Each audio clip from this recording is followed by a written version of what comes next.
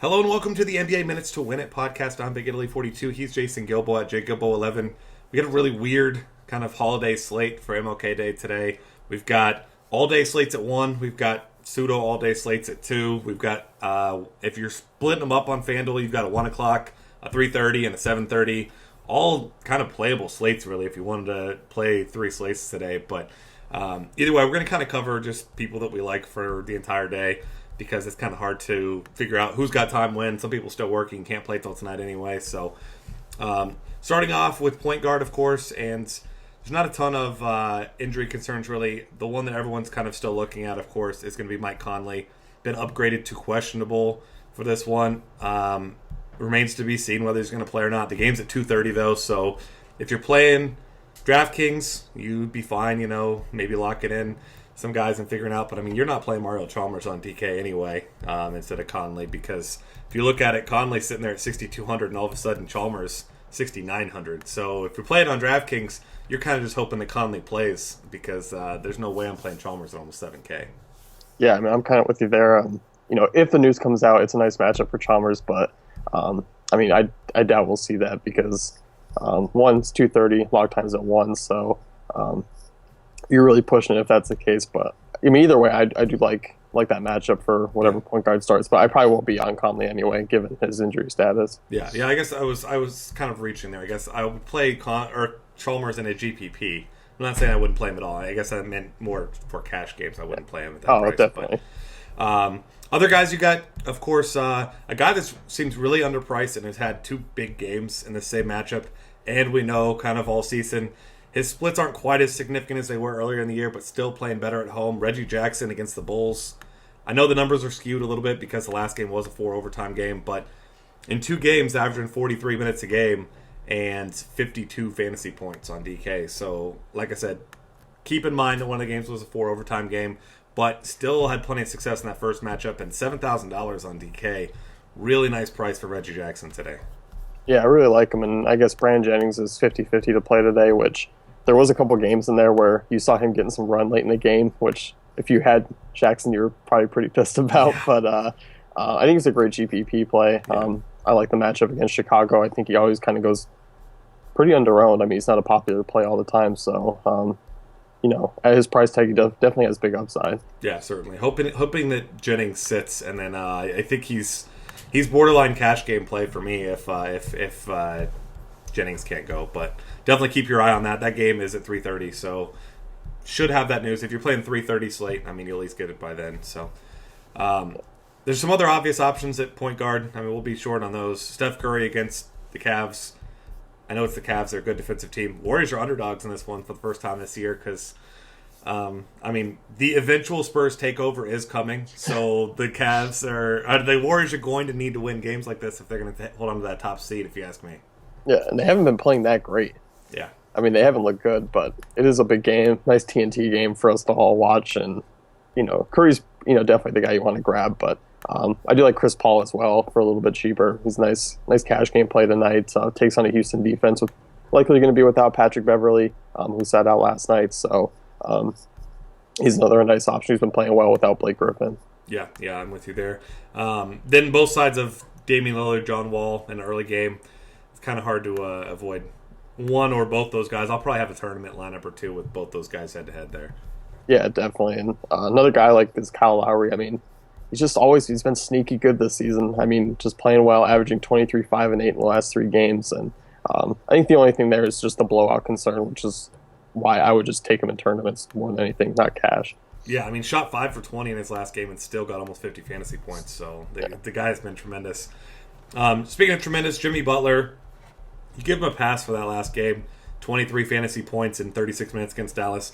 I mean, the guy played 49 minutes the night before and had 81 fantasy points. So you tend to give the guy a little bit of a break after the next game. And they still rolled him out for 36 minutes. No respect for this man's body at all. But, shot 2 for 11. Didn't get to the free throw line after having a crazy 25 attempts the night before. But facing off against Detroit, you seem like it's a fairly tough matchup against Kentavious Caldwell-Pope. But another one of those, obviously, numbers skewed by overtime games. But he's played very well in this matchup both times this year. So FanDuel price getting to be a little bit crazy there, over $9,000, but I still like him a lot on DK. Yeah, I mean he's a significant, not downgrade of a player, but from price from Harden on there. So I definitely like him more on DK. That price on FanDuel is a little, that's crazy. I can't get behind that. It's tough. But that early slate, there's not a lot to offer at shooting guard. Yeah. Opposite side of that one, Caldwell Pope also has played fairly well in those two games. You don't love the matchup with him. I mean, I'd avoid Jimmy Butler more than I would avoid him. But like you said on that early slate, if you need a filler, one of the guys you at least know he's going to get big minutes. You don't like the matchup, but if you're playing cash games, I think he's an okay option. Yeah, definitely. And there's some news. Victor Oladipo ruled out for injury-wise today's game, but should see Elfrid Payton get back. I mean, it's not a bad matchup against the Hawks, but I think that 5 o'clock games, I don't know if it's mixed in with some of the slates or not, but if you are, I mean, it's not a bad punt play. Yeah, definitely get yourself some exposure to him. Obviously, with Oladipo, that's a lot of usage to go around. Yeah, it's just 5,300 on DK. Yeah, not a bad price there at all. Shooting guard options, you would like DeMar DeRozan in this matchup. Like you said, it's a blowout concern, but he does give you that nice high floor if you don't feel comfortable paying up for Jimmy Butler, especially FanDuel-wise, where that price is pretty significantly different. So those guys are okay. I mean, shooting guard, not a great position today. I know one guy that you had mentioned, if we do see Otto Porter sit out, Garrett Temple's a guy that gives you a decent floor. Hasn't had a ton of upside. I mean, his biggest upside game recently came with 5 steals, which obviously you can't bank on that, but been right around 20-plus fantasy points each game. Especially if Porter sits out, you expect he should be able to pay off his tag. Yeah, definitely. I mean, I think you're probably more likely going to value at shooting guard tonight, but I do like CJ McCollum. Nice matchup against Washington. They've struggled against shooting guards this season. McCollum's been a little bit in a shooting funk lately, but still, I mean, the guy's still getting it done. Yeah. One more guy I'll throw in there, kind of a little bit based on that Oladipo news, Evan Fournier. Definitely give him a look. Yep. Looks like he's moved back to shooting guard on DraftKings now after he was at small forward for a while. So just keep that in mind. If you were planning on playing him at small forward, too bad. I like him more at shooting guard, so I'm fine with that. Yeah, exactly. Especially today. I mean, even on this big slate, not a ton of options there. Yeah. Moving over to small forward here, of course, up top, you got LeBron James against the team that beat him in the finals. I mean, LeBron doesn't act like he has any hard feelings or anything like that, but you know that LeBron gets up for big games like this, the big nationally televised games, and after the Spurs took care of them, they want to be able to show they can beat one of these top teams. So you know LeBron's going to bring his A game, and I mean, if you're playing that late slate, I won't be fading LeBron on the late only slate.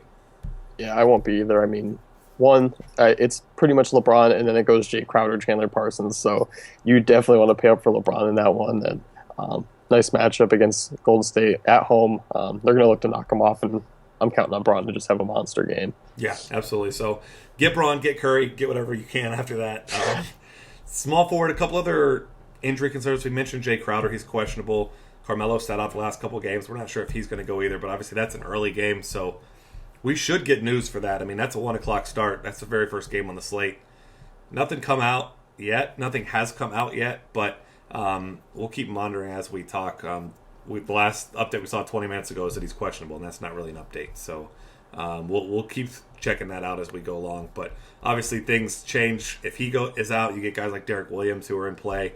But right now, just listed as questionable. I'm not going to be going out of my way right now.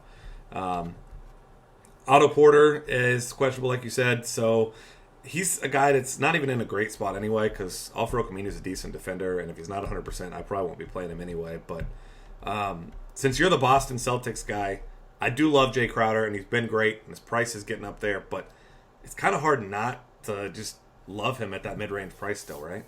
Yeah, I mean, I've been playing him in cash games. I've been playing him in tournaments. I mean, just because he's sitting in that 6K range, and he's been getting you 30 to 40 fantasy points on the night. So, I mean, nice matchup against his old team. I'm sure he wants to go and get revenge. But let's just hope he doesn't go out there and just fall into his old Dallas ways of just standing in the corner and hoping somebody passes it to him.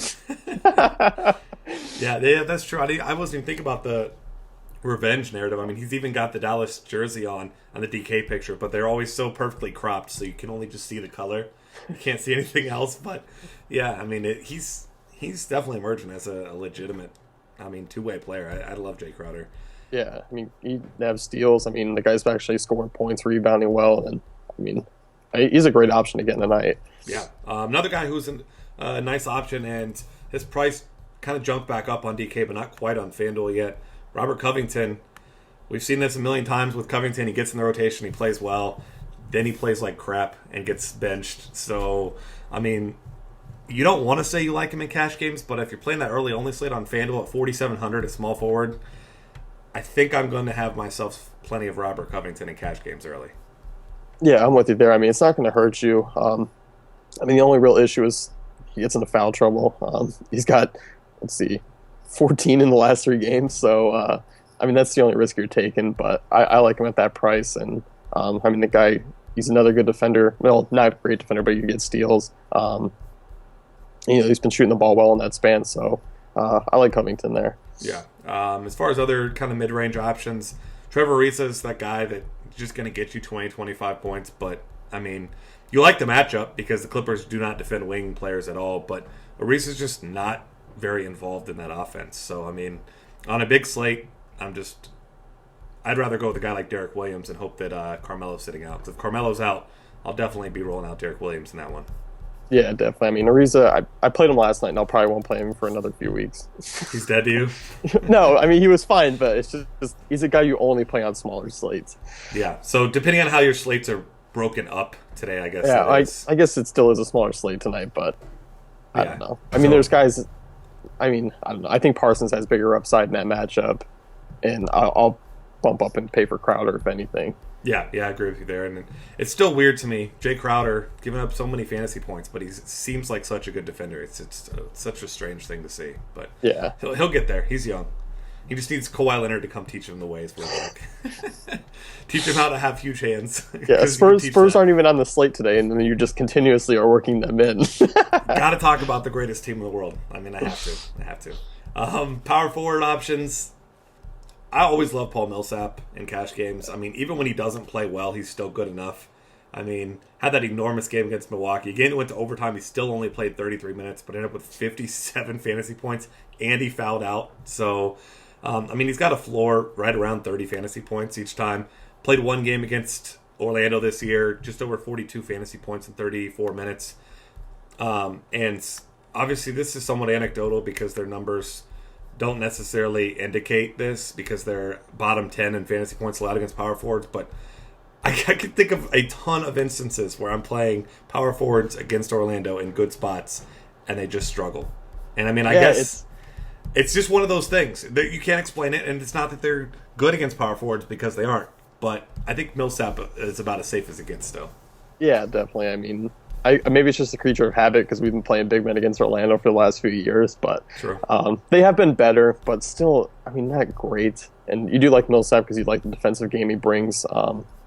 He's been shooting the ball. Well, he's shooting the ball 56% over the last 5 games. So, I mean, the guy's going in and scoring. And, I mean, at that mid-range price, I just don't see a reason to pay up in cash games any higher. Other than, well, depend on the slate. Maybe throw some Anthony Davis in there.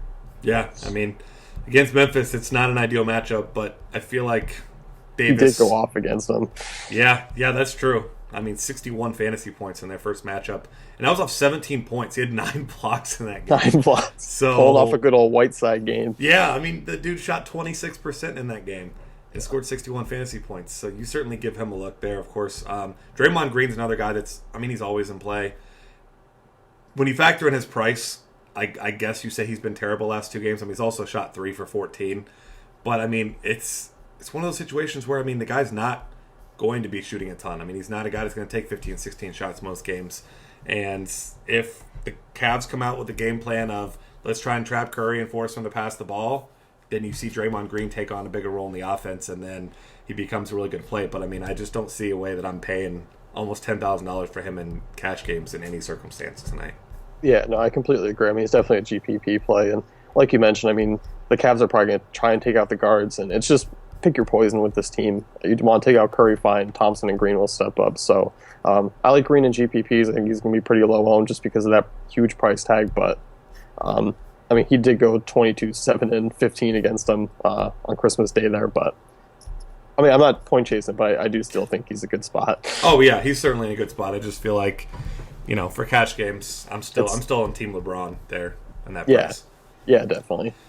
If Carmelo Anthony sits, you can play Kristaps Porzingis. I mean, you could play him anyway, but he's still a guy who's going to play right around 30 minutes. And, at his price tag, I think there's better options, but he certainly gets a nice bump if Carmelo can't go, which TikTok, kind of still waiting on that news. It's getting past 10 o'clock already. Still nothing on that. But a guy who I still think is a good cash option, you give him a pass for last night. Dirk Nowitzki against Boston's big men, as we know. They've been, I'm not going to say easy to pick on, but they've given up bottom 10. They're bottom 10 against point guard or power forwards this season. And Dirk, especially on DraftKings, it is $6,400. I mean, last night was an anomaly. I mean, the team didn't play well. He didn't shoot well. And then there was no reason for him to come back in late. So Dirk, still a guy that should be able to easily get you 25 to 35 fantasy points tonight. Yeah, he's a safe option in cash games. I really like him. Kind of less risk, nice matchup for him. So I'm definitely with you there. And going that Golden State Cleveland game, Kevin Love, he's an option. He's been kind of bouncing back. He's averaging 14-12 in the last 5 games. So, still at that mid-range price, I think he's a pretty safe option for cash. Yeah. Another guy who I think is a nice option for cash, especially on FanDuel at his price, is Taj Gibson. $4,800 there, $58 on DraftKings, a little more pricey, but obviously Joakim Noah now out for, at least the regular season, probably the entire actual season, because you don't imagine the Bulls are going to be around in 4 to 6 months. But so you got guys like Taj Gibson are going to take on some more minutes, and he's going to get minutes at power forward. And against Detroit, that's a good spot you want to be in, because Detroit has had their issues against power forward with Ersan Ilyasova down there, who I don't want to say he's the worst defender, but the guy is not a good defender, never has been. So, and speaking of that, Ilyasova is a decent play today also in your GPPs. Yeah, definitely. He's probably one of the more frustrating power forwards if you've trying to take shots on him, because he'll go from 34 to 14 pretty quickly. Yeah. So, but at that price tag, he definitely does have upside if he gets hot. So, I don't mind that in tournaments. Yeah, absolutely. Moving on here to the final position, center, of course. There's a lot of options at center actually today. Both Andre Drummond and Marc Gasol have had big games recently. Of course, Marc Gasol against New Orleans this season had his most ridiculous game of the season. It was one of those I was fortunate enough to have him that day in cash games only because it was kind of a plug and play. Play him against the Pelicans. Of course, no one saw 71 fantasy points coming, but 38, 13, 6, and 4. There's a 0% chance he does that again, so don't be chasing the 71 points. But, I think he's a safe bet for 35 to 40 easily in this one, even if Conley's back. It's just a really good matchup for him, so I'm a huge fan of Marc Gasol in this one. Yeah, no, I'm with you there.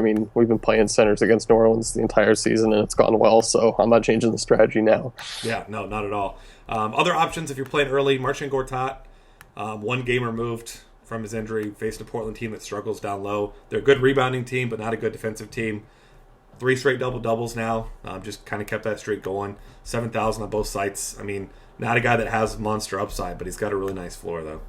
Yeah, definitely. I was kind of surprised he came back for that Boston game and played so well and played 36 minutes, so it seems like he's fine. And like you said, Portland's been not so good against centers this season, so I definitely like him at that price. Yeah.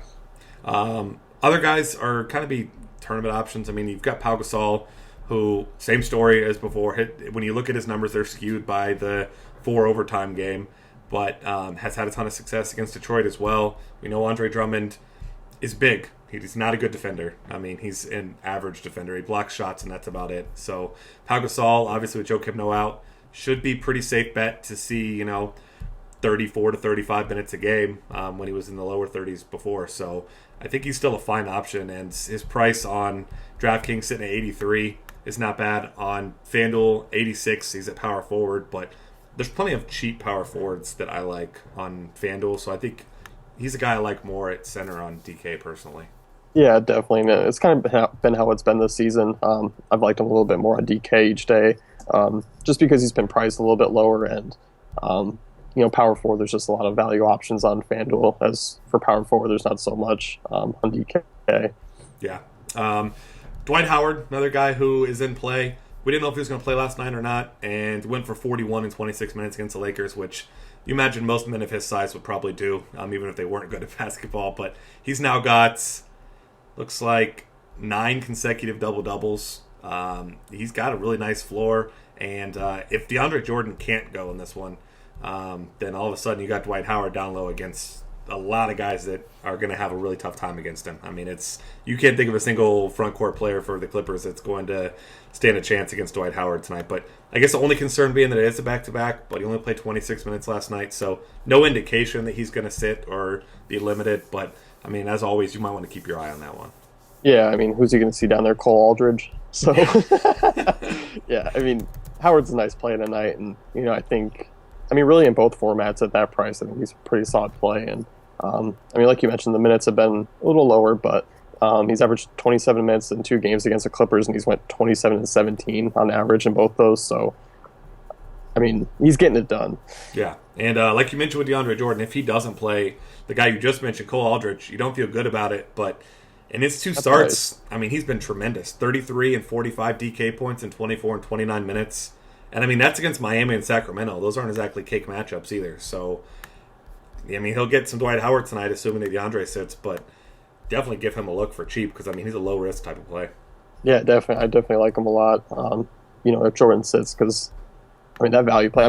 Where you can pair up 2 centers tonight because we're talking about how many centers there are on the slate. That's a nice value play. Yeah, absolutely. That's going to wrap things up here for us for MLK Day. So find us on Twitter at DF Cafe, subscribe to our YouTube channel, and check out the rest of our content at dailyfantasycafe.com.